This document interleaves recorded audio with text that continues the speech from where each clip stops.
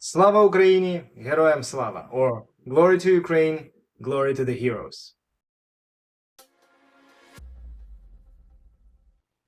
Hello, I'm Dr. Sam, this is Dr. Sam's Health, and I continue covering the war in Ukraine.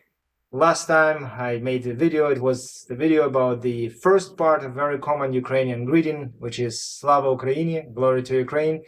And the typical response to this kind of greeting in Ukraine is Heroyam Slava, or Glory to the Heroes. So since I spoke about the Ukraine, I would like to talk about the heroes right now.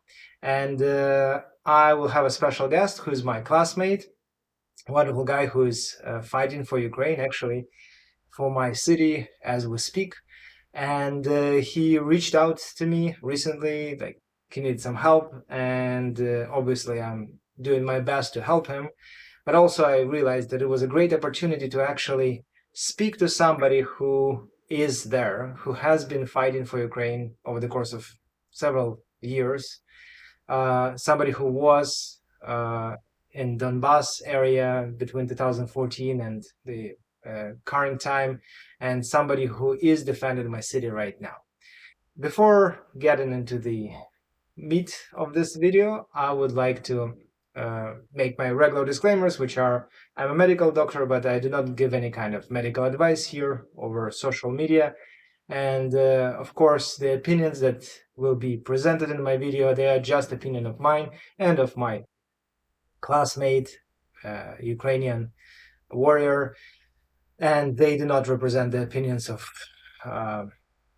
my regulatory bodies, my colleges, my universities, and so on. I'm just trying to inform the public about the actual real situation, things that are happening there, and the thoughts and beliefs of people who are defending Ukraine right now. So that was my introduction. What will follow is my interview with my classmate, which is more of a discussion. I would like to apologize for the quality of the video. We were quite limited in terms of the technology we could use because he's there in the field. I'm here in Canada, far away. There is a time difference, technology difference, difficulties with the connectivity. Plus, it will be not in English. I will be working on adding subtitles. It might take a little bit of time, but I wanted to preserve the authenticity of this video. And also a couple of comments prior to you watching it. I have edited out some pieces of the video that might give out his location, or certain things that might be considered to be inappropriate for the wartime. So that is it. So I apologize if there are any kind of jumps between pieces of the interview, but generally it's just our discussion of old friends, old classmates. We haven't seen each other for over a quarter of a century, and it was nice to finally have a conversation with somebody like himself. So enjoy. Алло, алло. Алло, привет. Привет. Слава Україні. Героям слава. Зашел трохи в разбитую деревню такую. Трохи закинутую, трохи разбитую. Думаю, тут спокойно хоть можно будет посидеть и поговорить без лишних ушей и без лишних Ну да. дерганий. Как ты, Андрей? Я нормально. Спасибо тебе, что ты согласился поговорить на все эти вещи. Я тут, честно говоря, офигеваю, естественно, от наших соседей и от того, что происходит. Никогда не думал, что такое вообще может произойти. И 21 век, центр Европы, вроде бы не обезьяны с палками, да? И да вроде... Я не понимаю. Выходит, что все-таки обезьяны. Да. Оказалось, что казалось. Да. Я, на самом деле, я не знаю, в каком формате ты хочешь это. Я согласен. Я думал просто рассказать тебе, как эти 30 лет проходили. Да, и да. Это и будет история. Как раз это и будет история. Я, собственно говоря, так и хотел сделать. Единственное, что я скажу, я тебе, я тебе задам пару вопросов. Просто, без проблем. Просто потому что ты всю эту ситуацию видишь вот с нуля, да? И я пытаюсь это все донести до людей, которые здесь живут. Ну, мой вклад — это то, что я вижу всяких аналитиков, которые говорят на английском языке, но они явно не понимают того, что происходит здесь. И может, я задам пару очень глупых вопросов, тебе покажутся дикими. Нет, но, мне покажется, да. я прекрасно понимаю, для какой аудитории все происходит. Люди сколько, больше 200 лет на своей территории вообще войны не видели. Да. И, то есть, ну, как бы нормально. Я Да. вот только сегодня разглядел на самом деле откуда. И подожди, у меня к тебе самому вопрос. Ты сколько живешь там? Я уже 14 лет, с 2008 года. Понял. Подожди, а каким образом, или я чего-то недопонял? Мне почему-то показалось, что в одном из твоих постов написана такая фраза, будто бы ты воевал тоже. Нет, я там написал, что я думал о том, Вернулся бы чтобы опять. вернуться в ряды. Но дело в том, что я, как все люди, которые учились у нас Связанный с в медициной. стране, да, я был младшим лейтенантом медицинской службы. Естественно, Вот. все, Да. все Да, но військові. да, и, естественно, когда я эмигрировал, я отказался от вида на жительство, как резидентства на Украине и в Украине, и лишился своего военного билета, хотел даже показать, вспомнил, что я его отдал. Вот. Но такая мысль была.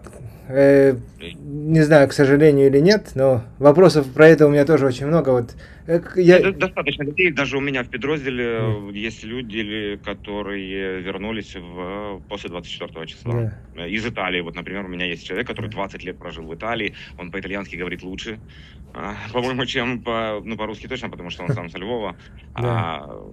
Да, но человек вернулся, то есть 100 человек примерно пытается штурмовать в одну сторону, и 1-2, но из того количества, которых у нас пыталось штурмовать, ну, это люди везде такие найдутся. Но достаточно людей, я же говорю, то есть около 100 тысяч человек вернулось для того, чтобы с оружием в руках защищать родину. Да, то есть были такие. И я просто как получилось, Андрей, я закончил школу, 132-ю. Я закончил 132-ю в 96-м году. После этого дурковался. Мне казалось, что вот папа, мама меня никогда в жизни не отдадут в армию. И был же таким. Мама ездила в Турцию, Эмираты, был мажором, можно сказать. И потом мне сказали: да нет, дружок, ты гонишь так, что ты пойдешь в армию. Я быстренько. А у меня никаких ни болезней, ничего. Я быстро нашел свои документы о том, что я кандидат в мастера спорта по парусному спорту, что я... Потом у нас был, как это называлось? УПК, что я закончил УПК по специальности оператор-программист, нашел все эти документы и пошел служить я в армию, потому что пошел в армию и не хотел, очень много рассказов, я не хотел ни в коем случае ни в стройбат, ничего, физически был развит нормально, и мне хотелось тогда уже служить серьезно. Я попал в погранвойска, чему очень рад, то есть спросили бы, я вот 16 декабря 97 года ушел, ровно через неделю после дня рождения, спросили, 15-го хочешь нет, сказал бы нет, конечно, а сейчас абсолютно не жалею, я отслужил в погранвойсках, и благодаря этому я был специалистом по сигнализации связи, вернулся в сержантской должности, звании сержантском, и после этого почему война у нас референдум по Крыму был 18 марта. 12 апреля был захвачен Славянск, 13 апреля началось АТО. Но я служу с 3 марта 2014 года. Я уже был на границе Харьковской области, восстанавливал сигнализацию и связь. Потому что у нас границы, конечно же, не было никакой. И всем все было прекрасно и понятно. Я в тот момент еще не состоял в рядах 92-й бригады нашей, потому что мы смогли насобирать батальонно-тактическую группу только аж на деблокирование Иловайска. Это было мое первое боевое столкновение. Я шел деблокировать Иловайскую группу. Дело в том, что действительно в Харькове на тот момент, в 2014 году, было очень много, вплоть до подполковников, вылавливали крыс. Было очень много таких людей. Вот, то есть я служу с 3 марта 2014 года. Первое мое было Иловайск, потом Луганская область. Там я был аж до 16 года. И как-то Бог меня оберегал, спасал. Это я про военные свои действия рассказываю. Так, надо стать так, чтобы не было... Да. Чтобы на меня светило. Правильно? Главное, что тебя было слышно. Слышно нормально меня? Да, да, отлично, отлично. Вот, служил. В 16 году мы начинали уже собираться, это первая ротация была, собирались выходить. И я получил тогда первое ранение. В Луганской области было более или менее уже, может быть, это нас и меня расслабило, было чуть полегче. И плюс в Луганской области, я честно скажу, что там 95%, которые побывали под оккупацией, больше этого не хотят. Вот Луганская область, да. Получил первое ранение, быстренько оклемался и вернулся. В 16-м, через полгода мы зашли в конце. Где-то в октябре, наверное, в ноябре зашли мы в Донецкую область. И там я понимаю, что, я не знаю, этот народ неисправим. Я не знаю, что с ними делать. Ну, честно. Там невозможно было, например, без... Что это такое? Без оружия передвигаться. Хотя было уже более или менее спокойно. И вот там вот я получил второе ранение, был полностью списан из рядов вооруженных сил. Но когда началось полномасштабное вторжение, я в свой же штурмовой батальон, опять, потому что мы были заточены на то, чтобы освобождать. Я много городов освобождал в Луганской области. Донецкая уже была освобождена на тот момент. И на 16-й год, когда мы вошли в Донецкую, я уже был... Мы уже сидели в окопах. Друг друга перекидывались там снарядами и сидели в окопах. Вот. Когда 24 февраля началось полномасштабное вторжение, так как я хотел в ЗСУ, именно в ЗСУ, и не совсем понимал, что такое территориальная оборона, а она, оказывается, тоже как бы подпорядкована. Вот. То 92-я бригада меня моя говорит, как бы, понимаешь, вот просто мои документы берут, там, державные нагороды, и то, и все. Я говорю, о, класс, ты нам нужен. А берет кадровик любой и говорит, не, стоп, как мы тебя возьмем? У меня в левой ноге просто нет ничего своего, у меня все искусственное в левой ноге. Вот. И все только через ВЛК. Мне пришлось ехать во Львов, там проходить ВЛК, 2 месяца я проходил ВЛК. Создали на базе 120, ну там, короче, создали 53-й батальон. И вот в этом новом батальоне меня взяли сначала как инструктора, потом как боевого командира взвода по специализации противотанкист. И мы выдвинулись в район выполнения операции. Вот так. Так, дома, про дом еще расскажу. У меня родители, слава богу, живы, но папа очень плохо себя чувствует. В прошлом году произошла трагедия. Если ты помнишь, у меня был старший брат, Митя, он на 3 года у нас в поле, он... Просто ты пришел же чуть-чуть позже, получается. Да-да, Ты я ж только пришел последний класс учился, да. Да. И ты не помнишь, но так все ребята... Там я со Стасом Челковым общаюсь, все помнят. Ребята, у меня был старший брат, он в прошлом году умер, к сожалению, похоронил. Может быть, и хорошо, он не видит всего этого, потому что он бы с ума сошел от того, что происходит. Он в это не верил, и на самом деле, может быть, он бы и был бы жив, он говорил, что если Зеленский победит, мы никто просто не думали, что... Мы думали, что это будет цирк, это будет клоунада. А сейчас всем, ну не знаю, как все, но многие, кого я знаю, все задумываемся о том, что если бы у нас все-таки был Петро, вот тот, возможно, бы как раз и убежал. Мы все удивлены и приятно поражены. Да. Я тоже, кстати, мне, честно говоря... Ничего, если я закрыл? Не, ничего страшного. Меня очень удивило то, что выбрали Зеленского. И мне очень не нравился. Ни шоу ему не нравилось, ни он. Но то, что он остался, это действительно было... Сейчас у него сумасшедшая поддержка. И он действительно как-то... Ну, красавец. Не знаю. И я сам приятно очень удивлен. И реально оказался клоуном у нас другой человек. Такой идиотизм замутить. И... Я не знаю. Да. Зеленский, он все делает правильно. И пока что, так и на самом деле, как говорят, что там разберемся с тем же, вот его нужно снять, потому что у нас во время сумасшествия очень долго жили люди в метро. Это ужасно. Там собралось какое-то комьюнити. Мне рассказывали такое непонятное. Там люди идут, начинается обстрел, люди пытаются спуститься в метро в бомбоубежище. Люди пытаются спуститься, непонятные звуки просто. Люди пытаются спуститься в метро в бомбоубежище, а там говорят, а вы куда? Говорят, ну как куда? В бомбоубежище. Да, они там говорят, что так мы тут живем. Ну и, в общем, там бомжатня уже собиралась из-за этого. Ни метро не работало. А он, как обычно, он занимался тем, что он там садил цветочки. Да. И вот по поводу таких людей говорят, что вот закончится война, после победы мы там уже разберемся. Вот сейчас, конечно, не стоит никого там менять. А по поводу Зеленского даже таких разговоров нет, что Да. да. Ну, я, честно говоря, вот, знаешь, я так рад, что мы с тобой разговариваем, потому что вот я думаю, что то, что ты слышишь, и то, что я слышу, и то вот обсуждаю, у меня есть, наверное, можно сказать, были хорошие друзья, которые, ну, очень топят за Путина, за поддержка ДНР, ЛНР. Я понял, а кто они по национальности? Они местные, да? Они украинцы. Это меня шокировало настолько сильно, что, ну, я же поэтому сказал, что, наверное, бывшие, потому что мы вряд ли будем с этими людьми Да, общаться. скорее всего, что да, потому что у меня, я удивлен, но у меня тоже есть друг детства, который до сих пор так мы ему советуем перейти границу. Да. А есть у меня люди, у которых родственники в Белгороде, к которым я каждый год ездил отдохнуть и помогать там, ну, такой прикол, там, поехали картошку копать, потому что там у меня уже даже там появились знакомые хорошие, друзья моего кента, друзья детства. И вот мы с ними общались, они так стыдливо опускали голову, еще в 2014 году, потому что потом я уже не мог ездить, естественно, потому что я нахожусь во всех базах, их каратель. Вот. И вот даже они с родственниками там, правда, ну, бабушка, дедушка уже умерли, но в 14-м еще были живы. Вот сейчас, после всего того, что началось, они говорят, что пока Белгород не начнет доставать своих детей из-под завалов, они ни хрена не поймут.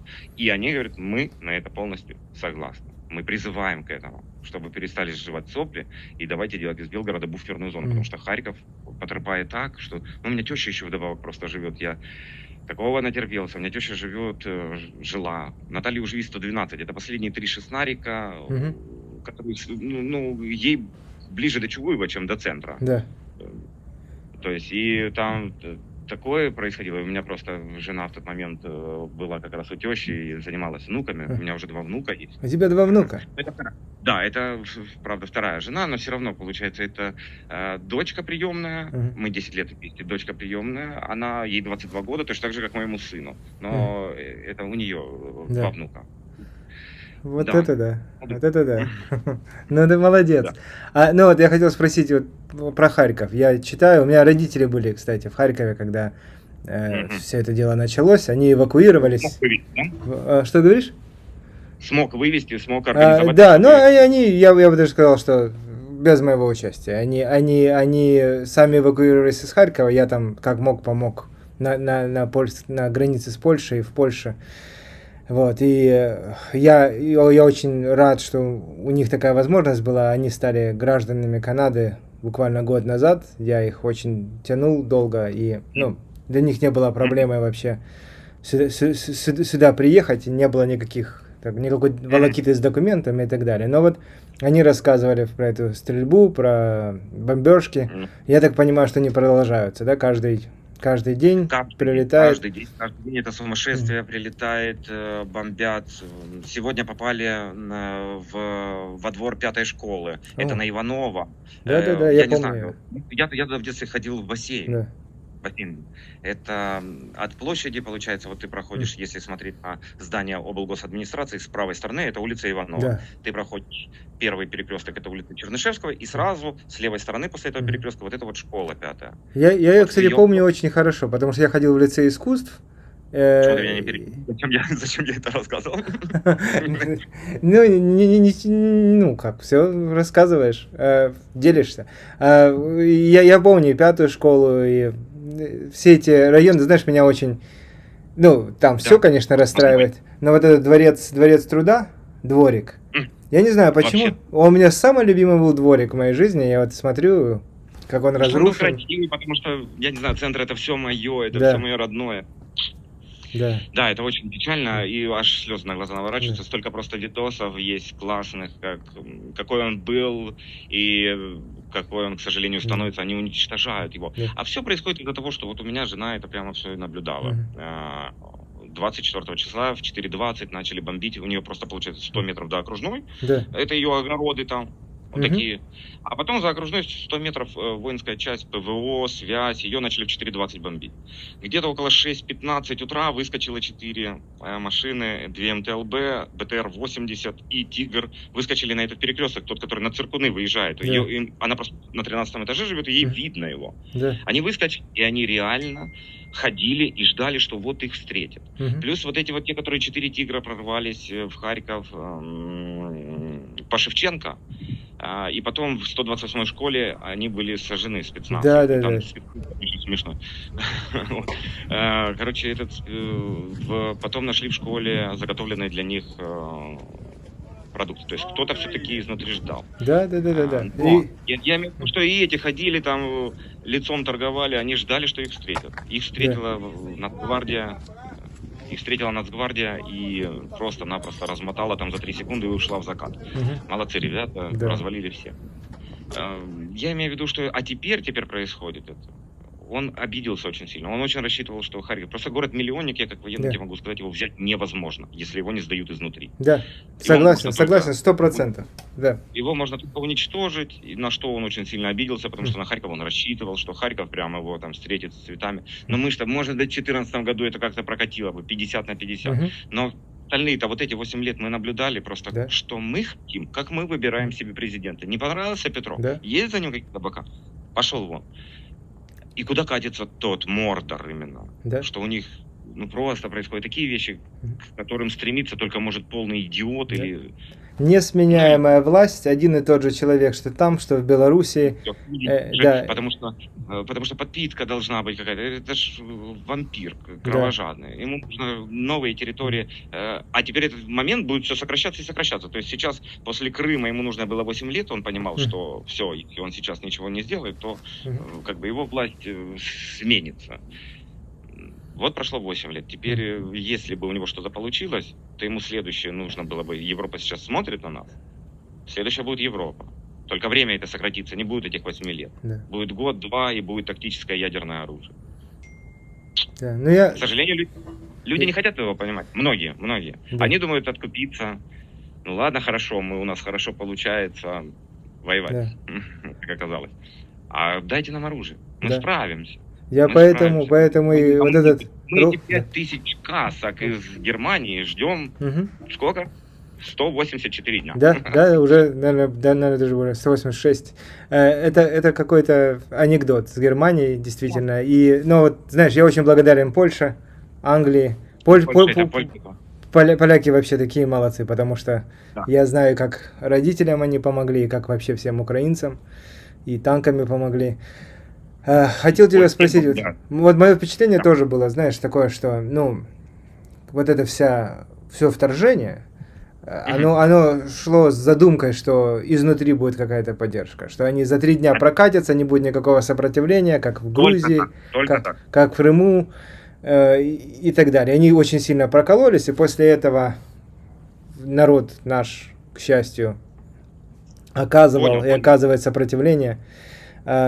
Такой вопрос. Вот ты провел 8 лет на Донбассе, правильно? Или там часть этого времени. Вот 3,5. 3,5. У меня вот эти мои знакомые, которые поддерживают, рассказывают, какой Путин молодец, какой, знаешь, как он всех переиграл все время и так далее. И вот эти же люди обычно говорят о том, что бомбили Донбасс 8 лет, что притесняли русских там и так далее. Вот сразу несколько вопросов. Первое, что там происходило? Второе, много ли ты видел этих нацистов, националистов? И третье, вот мы с тобой, харьковчане, мы говорим сейчас на русском языке, потому что, спасибо тебе, потому что для меня украинский на самом деле на том же уровне, где английский сейчас. Я пытаюсь говорить на украинском, у меня первые мысли приходят это на английском языке. Вот, но в Харькове мы практически не разговаривали на украинском языке. Как минимум, когда я уезжал. Да, вот и сейчас ты перешел на украинский язык. Вот расскажи про эти вещи. Мне всегда говорили, что я плохо учился, а как оказалось, я хорошо учился. Я абсолютно спокойно перешел на украинский язык, потому что вот мне нужно было почти 2 месяца быть во Львове. Один раз я услышал, но это было так смешно еще вдобавок. девочка, участница боевых действий, в военкомате начала мне говорить: почему вы говорите на этом языке? Я говорю: потому что это мой родной язык. И говорю: если вы будете на меня напирать, я не буду говорить на украинском. А так я намагаюсь, я стараюсь. Всё. Да. И аж майор ей говорит: слышишь, ты, говорит, курица. А она такая видит, что я закипаю. И такая: я тоже участница боевых действий. И она говорит ей: так, а ну, замолчи, не прекрати говорить глупости. По вопросам. Естественно, я видел одного нациста. Одного вижу в телевизоре, придурка, частенько. Это вот тот нацист. У нас... Это который Владимир Владимирович? Тот, который Владимир Владимирович. Один со мной служил, но это как какой-то цирк. Это был 19-летний ультрас. Пацан молодой, сам из... Он сам сирота. И вот, ну, какое-то комьюнити ему нужно было. Да. Ему нужно... И он попал вот в такое. Не то, что он попал к нацистам, а попал там, где ему никто не объяснил, что это и насколько это неправильно и плохо, и ни в коем случае нельзя, чтобы это повторилось. Он себе взял позывной Адольф у него, и собаку привез питбуля, которую назвал Гитлер. То есть они были там Адольф Гитлер. Да. Это был цирк, это было... Он был без всяких, без свастик, без ничего, но у него... Так он подписан White партизан, белый партизан. То есть он там со своими идеями, там с какими-то... Но половину, как оказывается, просто необразованный чувак, который вот сейчас ему 26, получается, по-моему. Даже 18 ему было, да, 26 или 27 лет ему сейчас. У него сейчас уже есть ребенок, он продолжает, слава тебе Господи, он живой, здоровый, продолжает служить, но уже у него, уже и позывной у него другой, и все такое. Да, есть, да. Это вот... какая-то юношеская глупость или такое впечатление, что подтрунивание возможно даже над теме. Да. Так... Максимализм, да, такая какая-то компенсаторная реакция. Я просто что хотел сказать, я делал видео про, ну не про это, но, знаешь, так, упоминал. И говорю, ну посмотрите, в России все... Одну секунду, не, продолжай, сейчас, одну секунду. В России мы видим всех этих скинхедов, Россия для русских, марши и так далее. И, да, и в любой стране есть националисты. И в любой стране они, ну, некоторые люди... Это не совсем националисты. Националисты — это те, кто любят свою страну. Ну, скажем так, патриоты, националисты, нацисты... Скажем так, худшее проявление в любой стране будет какая-то группа людей, очень маленькие проценты. Дело в том, что их в Москве больше, чем у нас во всем. Я согласен. Москва большой город, и там очень много очень неприятных людей, которые намного хуже, чем самые худшие представители нацистов или националистов в Украине. Но что я хочу сказать, что это никак не массовое явление. Есть просто отдельные люди, и из них пытается пропаганда российская сделать, знаешь, какое-то чуть ли не движение, что все украинцы такие вот. Это глупость. Да. Конечно же, это глупость, и это реально просто пропаганда. Да. А по поводу вот Донбасса, Донецка, про Луганск, был обычный небольшой областной центр, рабочий, в котором люди жили и работали абсолютно спокойно, нормально, никто никогда никого не ущемлял. И в 2013 году на каких-то там праздниках, вот сейчас это «Ой, у Лузи Червона Калина» играла, показывают сейчас видео. А Донецк проиграл вообще все, что мог, он поставил и проиграл. Это был богатейший город, в котором могло все развиваться и происходить. Да, там были, может быть, я не хочу никого обидеть ни в коем случае, но Харьков больше такой интеллектуальный, что ли, там город. Там больше рабочих специальностей. У нас, извини меня, так вот разница в людях, есть огромная 3 ветки метро, и вот садишься на Алексеевскую, это молодежь, это студенты, садишься на та, которая едет на ХТЗ, и это все-таки больше рабочие люди, чуть-чуть такие более уставшие, спокойные, тихий вагон. А наша Алексеевская линия, это все, ну, веселье какое-то, молодежь и все остальное. Ну, до войны, до полномасштабного вторгнения. А в Донецке это все было, у них все могло быть, они все просрали, они... Да? Самый богатейший человек Европы был у них, владелец Полдонецка, правильно? Ну, нет, Европа вряд ли. Не, я помню, такие были, звучали, что он самый богатый человек в Европе. Европой. Да. Если не считать Москву Европой. Кто Мы ее не считаем, да? Да. Я- Нет, ну географически все-таки Да-да, Москва европейская часть перед валом, России, да. да. Да, Да. это правда. Вот. И просто Мгм. Донецк на самом деле повелся на какую-то пропаганду. И плюс, я не знаю, вот как раз там, Мгм. насколько у нас более спокойные и такие люди смогли отстоять свой город, Мгм. а там более такие мужики, которые там далеко не все были на это готовы, согласны Да. подписываться. И я не знаю, почему они не взяли и не выгнали всю эту шваль, потому что больше всего, как и у нас, те, которые мутили воду, они были завезенные. Своих у нас было осуждено 86 человек. Да. Все купленные, потому что один Да. из них мой сосед. Мгм. И я помню, 86 человек. я За вот помню, этот доклад да. была администрации. Да, Остальные и были привезены 7 или 8 автобусов. Я их видел. Я в тот день ездил по городу и видел их около второго кладбища на Пушкинской, Да. там, где перекресток. Это ты говоришь про вот этих инсургентов, которые приезжали в Харьков, да? Все с белгородскими номерами, там Да, 7 да, или да. 8 автобусов. Да, стояло этот, таких. я помню, даже были фотографии Моторолы в Харькове и так далее. То есть Моторолы. они здесь тоже были, да? Да, Да. да. И, естественно, вот когда ты там сражался, ты видел, я подозреваю, очень много российских военных. Да, Александрова с Ерофеевым задерживали мы. Да. Понимаешь, да, кто это? Честно Это говоря, нет. те, Да. кого подменяли на Савченко в конечном итоге. Окей.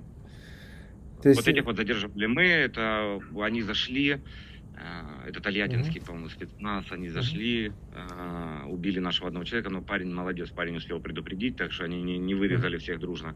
Да. Они его убили, ну а мы их догнали, и этих двоих мы просто ранили и смогли их задержать. Да. Такой еще вопрос. И, ну, я иду, кстати, мы уже в принципе обсудили самые ключевые моменты, потому что, ну, общаешься с людьми, и я честно тебе скажу, мне как бы смешно тебе задавать эти вопросы, потому что... Нет, это нормально. Да, это нормально. Я понимаю, что ты их задаешь не для себя. Да, спасибо. Дело в том, что здесь есть люди, которые вот реально, они то ли смотрят «Россия-24» канал. Повлияли на них, самое главное. Да, я надеюсь, что это повлияет. И вот я могу говорить за какие-то вещи, про которые я знаю точно, потому что я был очевидцем их, но после 2008 года я уже был здесь, и, допустим, вот про Донбасс я знаю только те вещи, которые я читаю в новостях. Вот скажи, пожалуйста, сейчас в Краматорске эта атака была на железнодорожный вокзал, в Кременчуге. Прилетела. Да. Вот и мы слышим в российских новостях, и вот эти люди мне это все передают, что это все украинская ракета, что украинцы сами это делают для того, чтобы показать, знаешь, как бы выставить Россию в негативном свете. Вот просто интересно, они такие белые пушистые, они пришли нам котов гладить, блин, и конфеты детям раздавать. Они же для этого только приходят везде. Ну, я не знаю, естественно, что это все глупости, а людям, те, которые верят в эту пропаганду, стоит, я уверен, что просто у тебя круг общения все-таки хороших людей, умных людей, образованных людей. Ну, включите аналитическое мышление, посмотрите еще какую-то передачу, посмотрите, во-первых, страны, куда пришла Россия и спасла, там, Абхазию, Осетию и все остальное, Приднестровье, это просто заброшенные анклавы. И вообще посмотреть вот идеологию, ведь ничего же не поменялось, мы пытаемся вырваться, прибалтийские страны, они и были, как бы, они просто были под оккупацией 50 лет. И, естественно, они очень рады, что они вырвались, а мы пытаемся вырваться. Казахстан может быть, потому что молодежь там все-таки думающая, там есть деньги, люди зарабатывают, они ездят и в Европу, в Америку, ездят в тот же Китай, пусть это тоталитарная страна, но все-таки с тем, чтобы развивать и внутреннее вообще хоть что-то. Да, так самое смешное, что тоталитарный Китай, где коммунистическая партия, он более свободная, чем Россия. Вот такое впечатление. И удивительно, но еще он... Просто самое главное в Китае не лезть в политику. Да. Но как бы в России тоже был этот тренд такой. У вас все в порядке, это до 2008, даже до 2012 приблизно года, когда вот потом пришел Путин, поменял Медведева, и вот все, и пошло просто ужимание всего. Дело в том, что, ну, я не знаю, людям, я даже не знаю, как вот объяснить. Мгм. Мне кажется, что, может быть, не стоит с ними даже спорить Не, уже. я, честно говоря, я пытался, и я просто не понимаю, как люди могут в такие вещи верить. Я помню, что вот мне звонит человек и рассказывает про биолаборатории. И я говорю, слушай, ты микробиолог по образованию, человек по образованию микробиолог. Я врач-психиатр, но хорошо, я все-таки учил микробиологию, немножко Ну, знаю конечно, да. лабораторные методы тестирования. В любой цивилизованной стране есть биолаборатории. Тот факт, что они их нашли на Украине, это вообще ничего не значит. У нас есть биолаборатории, у нас есть санэпидемстанция, у нас есть Да, что это есть? университеты и так далее. И говорить о том, что Украина разрабатывает биологическое оружие, направленное на людей с русскими генами, это такой бред, потому что те же самые люди говорят, что мы один народ. И это просто такая чушь, и Да. люди в это верят. Нет, Это просто дело в том, ужасно. что у людей включается, вот ты как психолог, тогда ты должен это четко вот им объяснить, что люди, у вас включился какой-то именно блок, и вы не хотите ничего слушать, вы не хотите ничего анализировать, вот вы свое упираетесь, и все. У меня точно так же есть в Израиле очень умные, очень образованные мамина одноклассница со своим мужем. Боже, как я их уважал, всегда и любил. Потому что у мамы лучшие подруги, и мы их всю жизнь знаем сейчас. Это ее одноклассница. И одна из них сейчас живет у нас, потому что она жила на Северной Салтовке, и квартира ее разбомблена около медкомплекса. Вот. Но у нее дочка в Испании, сейчас она ее заберет, потому что Тала болеет. Не в этом дело. Просто когда они нам начали рассказывать, вот началось уже полномасштабное вторжение. До этого спорили, потом они мне надоели. Я говорю, все, я с вами не буду спорить. И я уходил. Они часто к нам приезжают. В Израиле люди хорошо живут тоже, пенсионер. Вот. Короче, говорю, что... А вот пошло полномасштабное вторжение, и они начали говорить, вот у нас началось там первый день, там 5-6 домов разбомблено, второй день 5-6 домов разбомблено. И они говорят, наверное, просто в этих домах были позиции... О, да, я забыл про это спросить. Да, и говорят, Спасибо, да. И говорят, не ЗСУ, а говорят, националистов. Я говорю, во-первых, нет тут никаких националистов, и это очередная выдумка, все, вот у них закончился, правый сектор неинтересно, Яроша не выбрали, им России нечем разгонять эту просто ложь свою. Азов, они Блин, рассказывают тогда про Азов. Тогда будет у нас Азов. Хорошо. И в конечном итоге она договорилась до того, что она говорит, что вам просто нужно успокоиться, перестать сопротивляться, они вас спасают. Я говорю, когда к вам приходят арабы, отключите свой железный купол, они вас тоже хотят спасти всех. Раз ее так сразу задумалась. Нет, это другое. Да нет, говорю, то же самое. Они к вам со всей душой, а вы, говорю, их просто не понимаете. Я согласен, кстати, что это другое, но вот эта вот логика из разряда, что это мы сопротивляемся, и это мы виноваты. Мы не просим вас сдаться, как Лавров говорит, мы не просим вас сдаться, вы просто должны прекратить сопротивляться. Да. Боже, на кого это рассчитано? Я не знаю. Да. И тот же человек Лавров, который говорит, что они не нападали на Украину. Да. Он неоднократно это заявлял. Мы на Украину не нападали, да. Я помню его слова. Много просто тоже просматриваю, анализирую вообще, как... Но в Харькове я встречал все равно, и очень много людей, очень много, буквально до 90%, те, которые еще там вагались, то есть сомневались, не поменяли свое мнение. А все равно встречал таких людей, которые, стоя в очереди за гуманитаркой, это было на Алексеевке, и вот так уже зашли они в лес со стороны Пятихаток, и стреляют из миномета в перекресток, то, что едет на Дергачи дорога. То есть буквально выстрел, где-то 2-3 секунды, над нами свист, 2-3 секунды прилет. То есть если летит 300 метров, 2 километра, 300 метров в секунду летит мина. Вот, 2 километра. И вот стоит бабка, над которой прямо летит эта мина, и она умудряется говорить, что это нас НАТО. Да. Говорю, боже, я говорю, только напалмом. С вами никак, только напалмом. К сожалению, так. Нам самое главное, конечно, не расслабляться. Очень много людей поняло, очень много людей. У меня вот есть тещей тоже были такие более или менее пророссийские, а потом я их аж вывести смог 6 марта из того дома.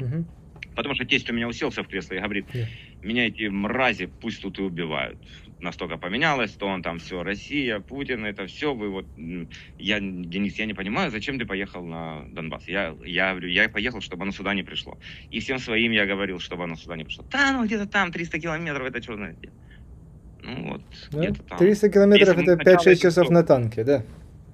Да, а если бы мы сначала это все сделали, просто все вместе, как только он чувствует, что где-то кто-то начинает кивать гривой, что нужно их защитить, он идет туда. Он идет туда и начинает свой беспредел. Потому что он же врет, и раз это у него прокатывает, ему просто еще в уши льют такую фигню, что тут его будут встречать, что у него вторая армия мира. Я не знаю, он вот сейчас понял, что у него даже вторая, но просто среди нас. Да, Украины. да, знаешь, как у нас тут шутка такая, что по итогам этой войны Россия из второй армии в мире превратилась во вторую армию в Украине. Да. Но да, там, мне кажется, такой элемент есть, что, во-первых, у них была масса таких бескровных побед. Крым, Грузия, ну, относительно бескровных. Очень. Да, плюс это вся эта пропаганда, они сами начали ей верить. И они верят, что, знаешь, мы столько бабок вкладываем в армию, что армия у нас самая сильная, что у нас все эти мультфильмы сделали про все эти ракеты и так далее. И плюс, я уверен, что была какая-то пятая колонна. Да. Вот, ну, как ты Она говоришь, есть, да. И вот, есть всегда. Херсон, вот я так понимаю, Чонгар, все эти перешейки, я вот не могу понять, что там произошло, что эти разминирования происходили. И начальника забрали. Вообще был сначала задержан замначальник СБУ Херсонской области, который сдал все минные награждения. То есть Херсон был сдан. Это печально, но с этим мы разберемся, ничего страшного. Как бы дело в том, что его тяжелее оборонять, чем освобождать, потому что это степь. Люди сидят в земле, и их оттуда выковыривать артиллерией. Снарядов у нас будет достаточно, мы его освободим, и освободим быстро. Это у нас тут в лесах не так легко продвигаться. Тем более, когда в тебя там стреляет каждое дерево, каждый куст, когда тебя ненавидят, когда... А с каждым днем они же приносят все больше и больше горя. Вот вчера в Запорожской области, я не помню, на как-то село называется... попали в дом, 29-летняя женщина погибла и 2 ее ребенка, 8 и 2 года. 3 трупа. Вот очередных 3 трупа. Я был в Буче, был в Ирпене, я был в Бородянке. Это у нас настолько ранена страна, что это очень... И, к сожалению, уже никогда не будет нормальных отношений с Россией. Не будет. Ни с россиянами. Причем ни одно поколение, я скажу. Да? Ни одно поколение. Я и детям своим передам. Ну, моим детям не надо передавать. Мои дети, к сожалению, видели. Мы отмечали в подвале. Ну, не я на фронте, дед на фронте, бабка в Киеве, мать в этом, ну, моя жена в Польше. Вот так, везде. А они в подвале в Кировограде. Вот это вот нам, так, братья, не могу понять, то ли меня так охраняют, то ли черт его знает, что происходит. А что происходит? Что ты слышишь там? Ну, там стоит пост, наверное, мой. Ну, я же приехал не там, я приехал с водителем и... Вот. У меня же такие бандеромобили. Да, те самые. У меня высшее отделение, потому что это окремый стрелецкий батальон.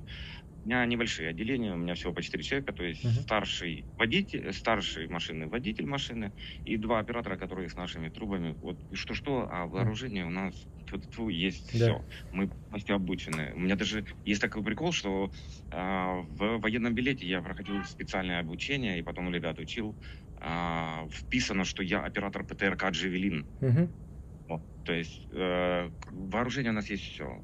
Вот мы такими мобильными группами мы купили все то, что осталось от МИТи, я всадил в этот батальон, больше 20 тысяч долларов. Я купил 3 автомобиля, пикапы нам нужны вот были. Не по дорого, по 4-5 тысяч долларов такие, что мы загружаем наши трубы буквально там 3-4 штуки. И летим, мы как и выиграли. Мы не стали там заслоном. а встречали их колонны вот такими вот мобильными группами. Да. Мы И это, начинали по кстати, самый вот современный способ ведения войны. мобильность, Децентрализованно, мобильные, да. мобильность.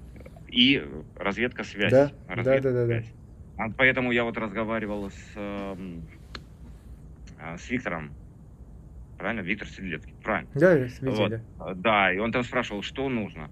Я говорю, из амуниции, так, броню-то я все купил, потому что то, что нам дали, она категорически неудобна, она весит, блин, там почти под 20 килограмм, она ужасная. Да. Мгм.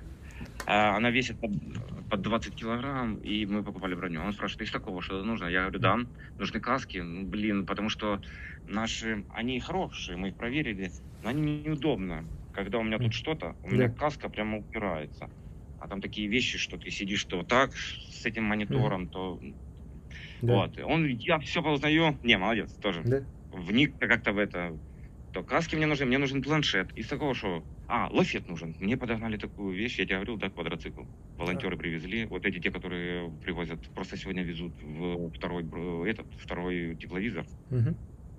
И купили, или им кто-то подарил, не знаю, потому что они его везут именно просто отдать. В идеальном состоянии, очень мощный квадроцикл. Сделан так под дуги, так, чтобы задний человек мог развернуться и сесть, быстро куда-то приехать, стреляться и уехать. На него нужен лафет. Ой, лафет это тоже. Я так вот сначала искал, и потом понял, что... Наверное, проще самим сделать. Да, потому что он очень дорогой. Я меньше, чем за $1000 не нашел ничего. Мгм. А такой прицеп, в основном, или прицеп нужно найти, но все прицепы, которые я тут нашел, все ржавые битые, и все почему-то с аркой вовнутрь, и он не влезет. Вот. Ну, придумаем, что-то сделаем. У меня, есть ли у тебя еще вопросы, потому что у меня остается еще... Да, у меня вопросов больше нет. Спасибо тебе большое. Спасибо и за службу. Мы любим спокойно пообщаться, Да. и, то есть, не как в формате интервью, а Да. просто поговорить. И, интервью это такое, в кавычках. Я просто, честно говоря, вот что я хочу сделать, я хочу наш с тобой разговор, я обрежу те вещи, которые, могут выдать твое местоположение или какие-то военную тайну. Нет, это невозможно геолоцировать, потому что у нас таких уже в области, к сожалению, очень много. Да. Но суть в том, что я хочу сделать, я хочу выложить это, чтобы показать, что такие ребята, как ты, сейчас сражаются, и вас нужно и поддержать, и с другой стороны, я хочу, чтобы люди видели, насколько нелепо вот эти все рассказы про то, что Россия нас освобождает и так далее. Да. Ну, просто там же тоже как менялось сначала это вся риторика как менялась. По поводу того, что сейчас мы там денацифицируем, вы хотите там декоммунизацию, я вам покажу, что такое настоящая. Да. Ну, что так, во-первых, сражается армия, и она есть. Он же что начал говорить, военные, переходите, типа, берите власть в свои руки. Потом он понял, что сражается не только военные, а сражается вся Украина. И тут его уже поплавило, он уже и говорить не хочет. Ничего, он уже понял, что что-то пошло не так в очередной раз. Не до фюрера этого. Так. Я рад был очень, Андрюха, рад был очень тебя и увидеть, и пообщаться. Спасибо вам огромное всем, кто помогает. Я не знаю, на связи. На связи, и будем продолжать. Да. Мы это все делаем. Да. Все будет классно. Все будет Украина. Слава Украине. Героям слава. Спасибо большое. Всем привет. Счастливо.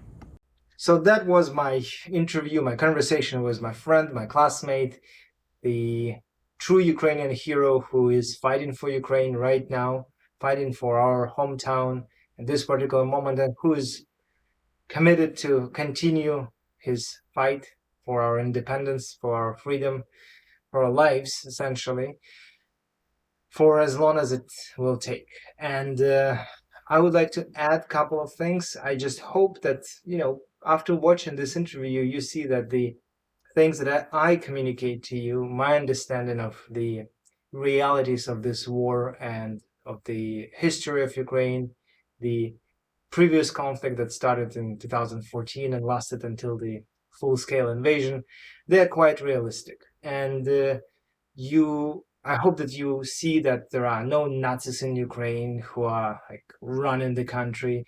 There is no people who want all Russian speaking Ukrainians to be exterminated or something like this.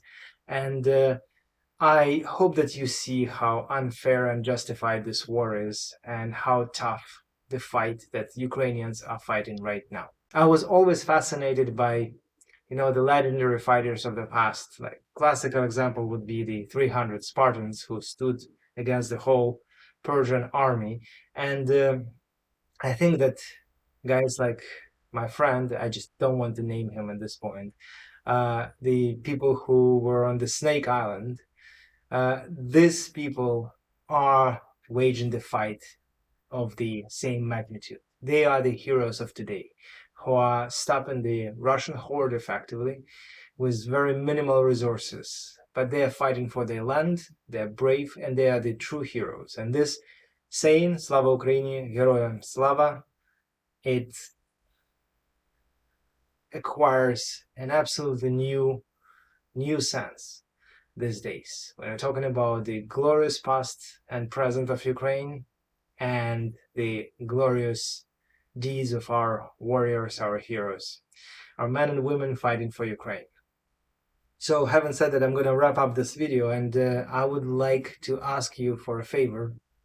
I'm trying to raise some money for the unit of my classmate, and just to support Ukrainian army, because it had to expand very fast in the last several months in order to stop Russian invasion, and obviously they lack certain resources, and we're trying to provide them with some equipment and to provide them with any kind of support we can.